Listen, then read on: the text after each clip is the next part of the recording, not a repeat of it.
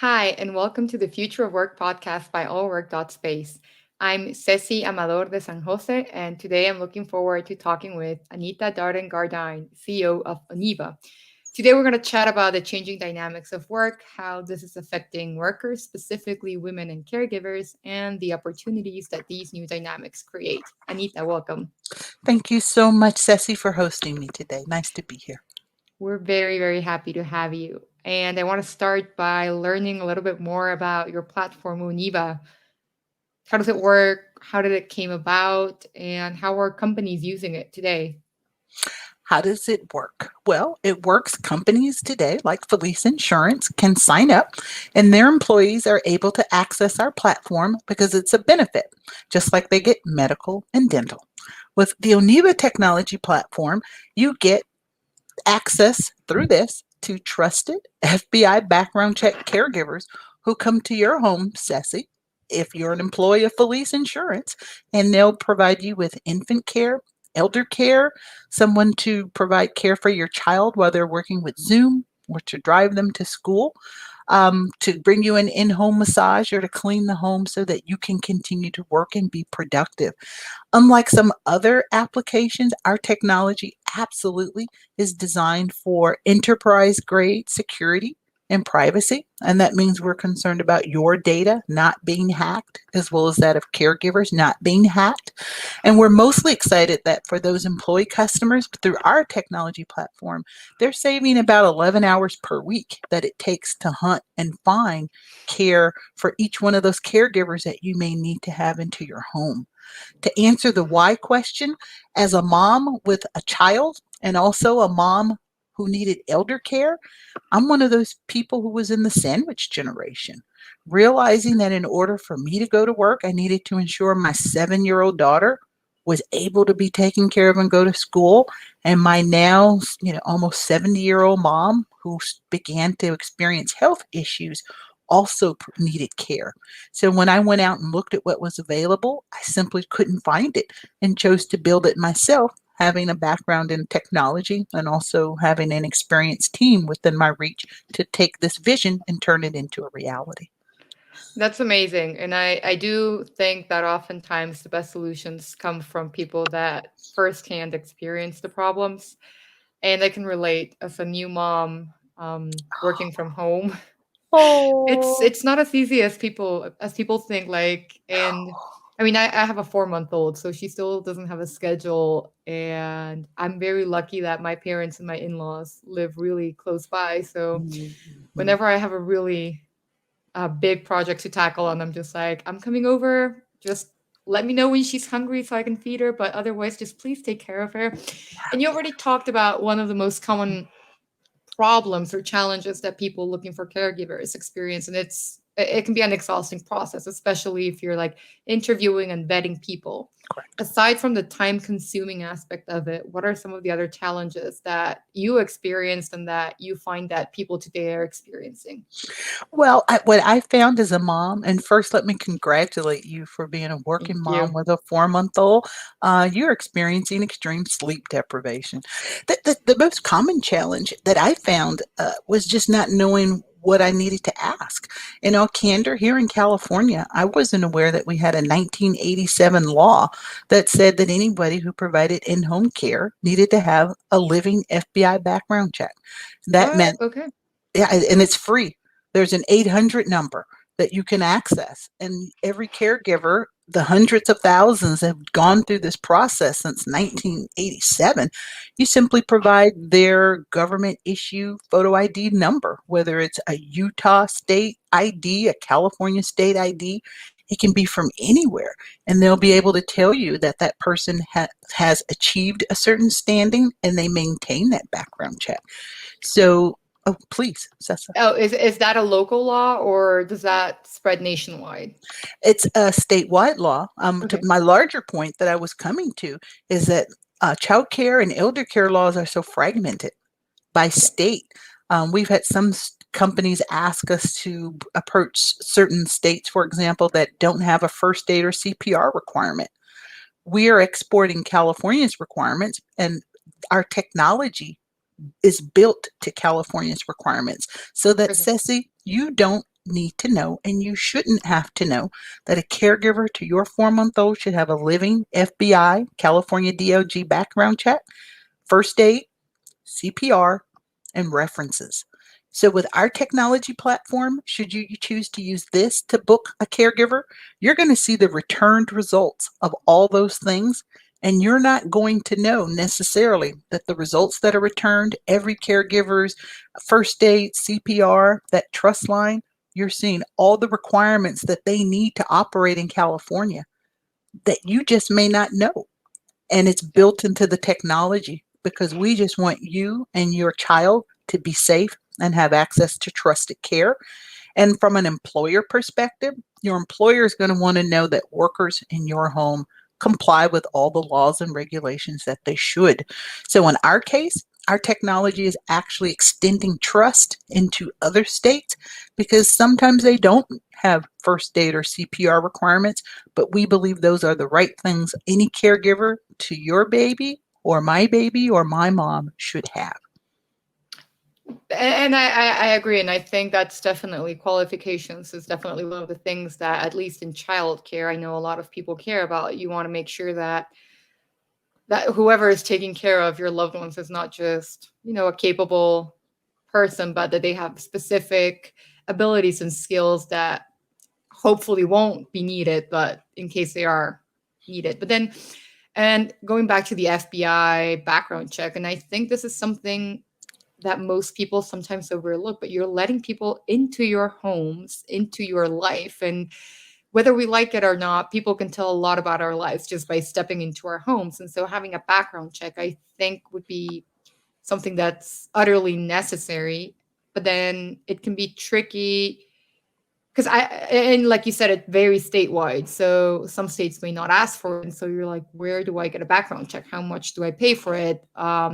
Is it legal? Is it not? Like, and how do you even approach the subject with potential candidates? Like, hey, I want a background check. Is that something that you can say straight up? Do you have to have like a previous interview first? Or is this something that caregivers should require straight up? Like, would you mind providing a background check? Absolutely. And I would only modify that language set to say this is my child, my mom, my home, my most precious. I need you to provide me with that background check. The challenge that many parents face today is what is a background check? So many different care platforms or companies might say we offer a background check, and as a consumer, as a parent, you have to know to ask that next set of questions. That background check, for example, if you were to work with a certain care marketplace and you paid for a background check of a person who lived, say, in San Francisco, that might only mean they look at who's in the top 10 most wanted list in San Francisco. So if hypothetically that caregiver you're thinking about for your child's number 11, you're going to be told, hey, that the person you paid for the background check passed. At Onēva, we have a living FBI, California Department of Justice background check. That means if a crime is committed in the future, one of those about 82 crimes, elder abuse, child abuse, DUI, that I get notified. So the only way to have the FBI do your background check is to be regulated by the Department of Social Services. And right now, Onēva is the only technology platform that is. So you can pay for background checks on other platforms, but make sure you ask specifically what is being checked. You'll find frequently it's a credit check. You can't And that's ask. yeah, that's a really, really amazing tip you're giving. Like, life pro tip: make sure that you ask what you're paying for, and like, read the fine print. Yes. Beyond that, and I'm assuming with COVID and people working remotely, I know for a fact that a lot of families struggled with having kids at home, dealing with pets, or having to take care of the elderly. What are some of the things that you're seeing people struggling with the most? Caregivers, like families that act as caregivers, what are they struggling right now with? You captured it. Right now, it's families and particularly moms, dads as well. But many of us have picked up 15 hours a week of extra care for our families in addition to COVID. And we are finding that those families really have an extreme amount of demand. The notion of being able to provide, say, oversight for a kindergartner, a second grader over Zoom while performing your job, whatever that job is challenging. And let's face it, you could also be an essential service provider. We've got folks at San Mateo Credit Union as customers. They've got to be at that branch every day to meet those customer needs. So imagine you've also got families who are forced to be in the workforce in their old jobs every day, but their children can't go to school, Lord. preschools, or even special needs or elder centers. They remain closed, at least here in California. So many families are finding just really disruptive solutions and in their daily lives. And historically, companies have only offered what's called backup care. Backup care is if you can't go to work that day, you call an 800 number, and if you're lucky, 1 in 3 folks will get somebody show up that you don't choose at your door. Onēva as an employee benefit is the very first time you get to choose who comes to the door. And it's not just so you can go to work. I think the other thing that many of us need to accept from an employer standpoint, work is 24/7, Yep. 365. It is no longer 8 to 5 and I need somebody at my door then. Onēva is 24/7, 365 and use an 800 number because gosh forbid if you need care for that baby because of an emergency project or you need to go to the hospital because of an in-law, make sure that you always have access to that trusted care provider for even in those emergencies. So that's what my mission is. That's my passion. And I can tell it's definitely your passion.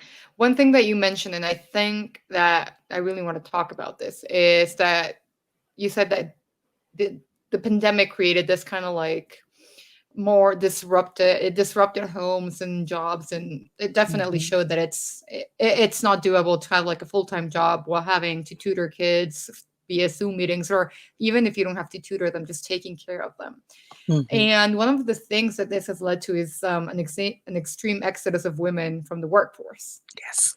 How can benefits like caregiving help bring women back to the workforce? Is this something that you believe could definitely make it easier and more accessible for women and caregivers in general to go back to work? How can companies leverage platforms like Onēva to do this? You captured exactly why we built it. I left my career. I was a CFO at a company that's now called Seagate back in 2000. So I'm familiar with being the most senior black in the room, the most senior female in the room. But I left my career because my husband's company was acquired and I stayed home to raise our child, our son, until our second child was born. And so many of us do that. I'm speaking specifically of women. We know that women's labor force participation rates right now match 1988. That's the year I That's graduated insane. from grad school. It is insane.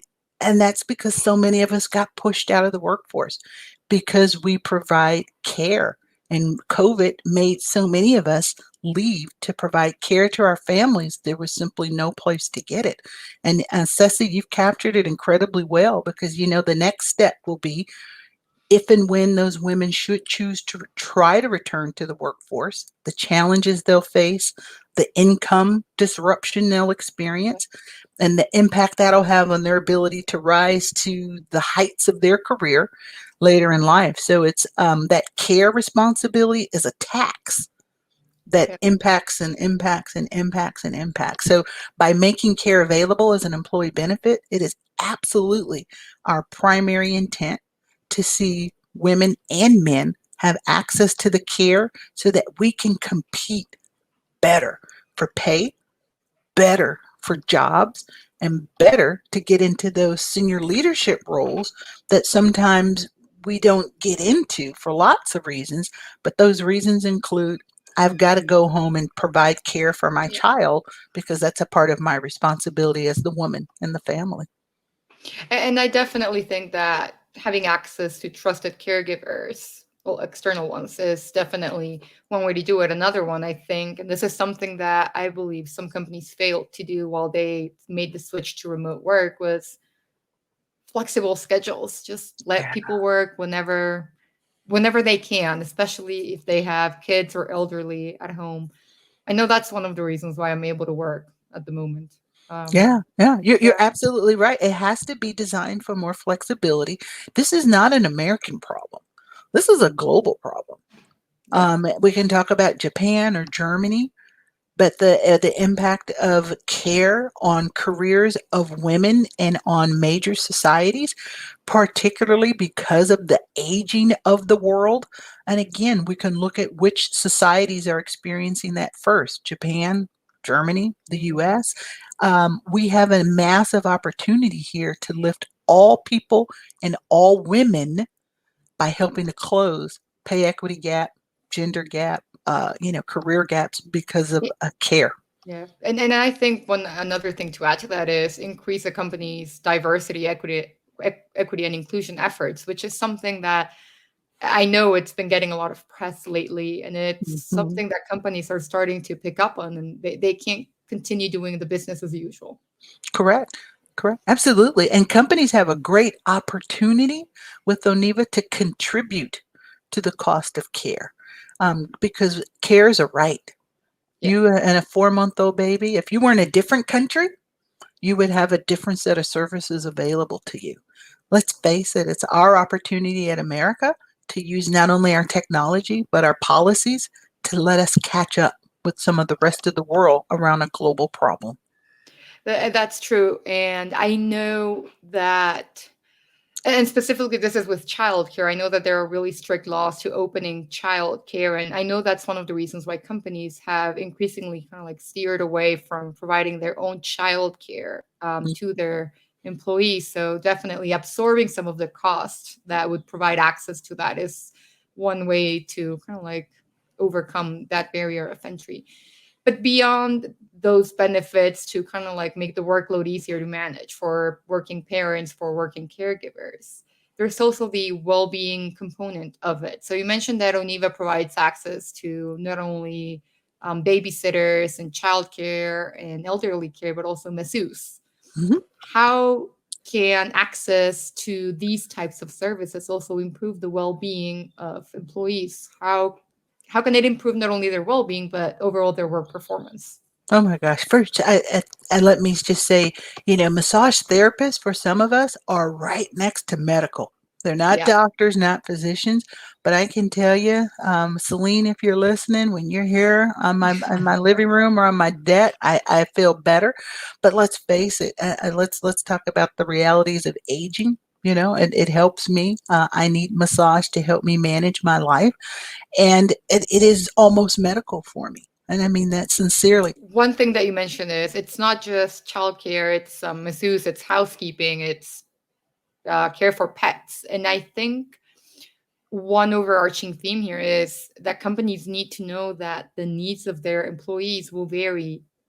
Whether it's not just about age or gender, it's about where they are in life. Are they married? Do they have kids? Do they have elderly parents? Do they have pets? Do they just expect to have access to certain alternative methods that help them relax and be their best selves at work? And so I think that access to these services is definitely something that, I mean, yeah, it It's should be it's part of the time. future of work, I It's think. it's time. Harvard released a study last summer called The Caring Company, and what companies do know is the higher you are in the organization, the more senior you are, the more likely you are to have left a job for care. 61% of senior managers have left a job for care. At a director level, 55% have left a job. I think it's 44% at a management level. So, companies, if they're focused on attracting and retaining the best talent, and you're talking about the senior executive tier, that's the tier that's leading your strategy, that's creating the next level for your company and building value for your investors. Corporations have to stop the brain drain that is occurring particularly with women exiting the business right now.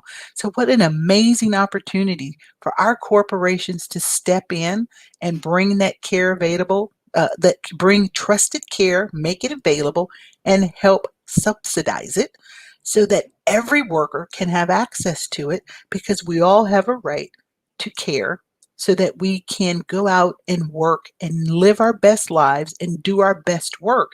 But we can only do that if we know there's a caregiver who's safe at home so that we can do that. I agree in the brain drain. I really like that. And you mentioned something that's really important. It's talent attraction and retention. Yeah. So churn rate is definitely an issue for companies. And I know that some experts predict that there will be a global talent shortage by 2030. So that's not even that far into the future. Mhm.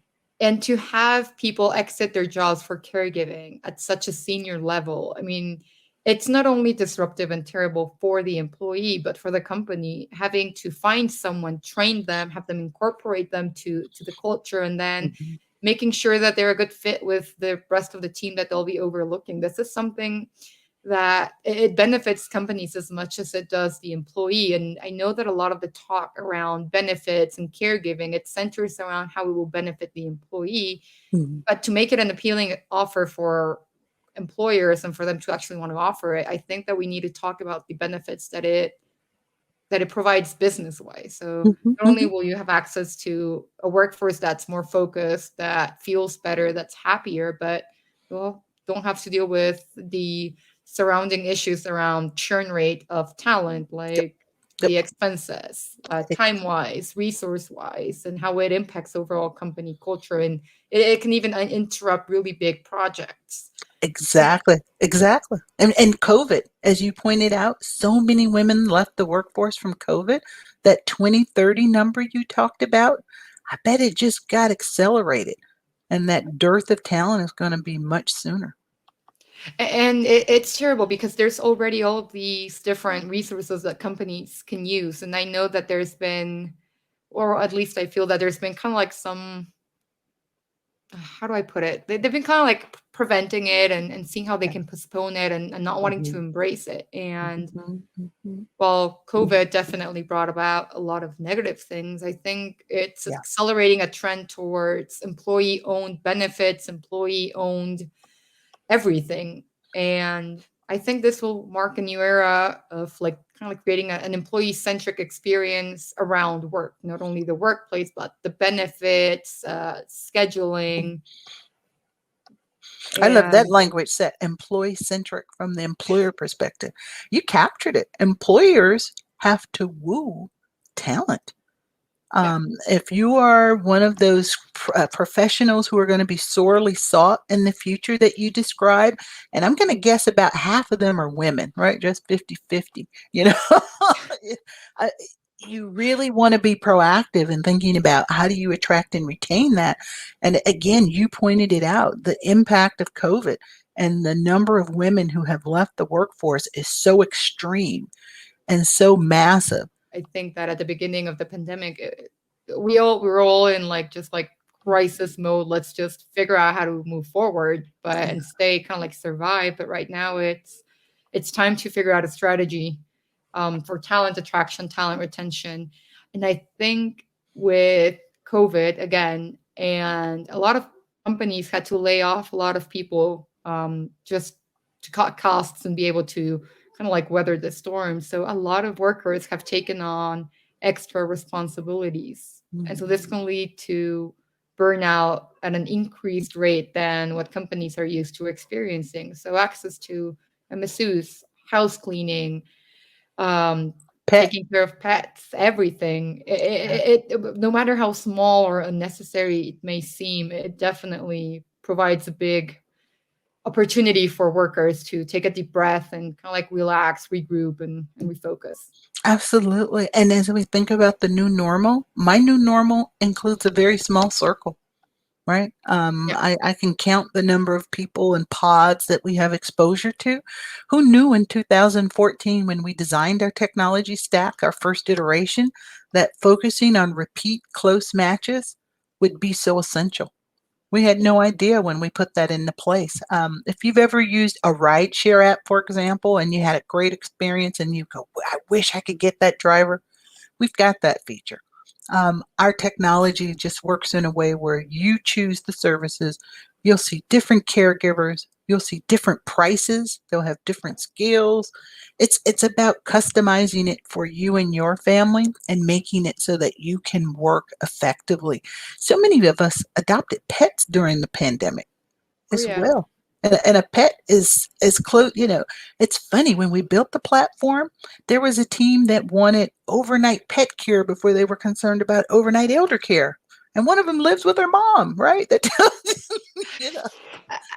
I know that at least millennials, a lot of millennials have chosen a pet over kids, at least for the time being. I know I have a lot of friends that I send pictures of my baby and they're like, well, here are my babies, and it's two dogs or a cat. So So it I'm just saying. So from a corporate perspective, there's a reason that that pet's there, that we make that available. And actually, we were providing elder care back in 2014. And honestly, elders, when they start to go in and out of the hospital, we found ourselves having to provide care for the pets, water the plants, those types of activities. So that's how they came onto the platform. But absolutely, when we went out and put many customers on it with the Microsoft pilot, we saw how much other people also love pet care yeah. for a whole different set of reasons. So how great it is, again, that a corporation, an employer, can help bring work-life balance to those fantastic employees that they are blessed to have, help them execute their visions. So, what a great time for you and your generation to be given access to some level of care so that you can work, because candidly, it wasn't there for me when I Yeah. left my job. Yeah, no, that's definitely something. And you hit the nail on the head also by mentioning that moving forward, people will want to limit the amount of individuals they're exposed to, at least in the foreseeable future. So that's definitely a plus for employees that they can access a Mhm. platform that allows them to, be like, I like this person, I'll stick to them. And Yeah. Anita, we're running out of time here, so I wanted to thank you for joining us today and ask if there's anything that you wanted to add for before we tune out. I just hope everybody is excited about having more care, more work-life balance, and just trying to change the world. I love that we are changing the world into the place we want it to be more so right now in a whole new way, and that care is a part of the conversation. This is new. I've never seen it in my lifetime, and I am excited to stand on a chair and scream care. Yeah, I agree entirely. I think it's part of the future of work, and we can't ask people to bring their whole selves to work if most of their brain is focused on whatever is happening at home and worrying about what's happening at home. That's So it. thank you again, Anita, for joining us today. And thank you everyone else for tuning in to the All Work Space Future of Work podcast. Have a good Thank one. you. Have a great day. Bye. Bye. You too. Thank you.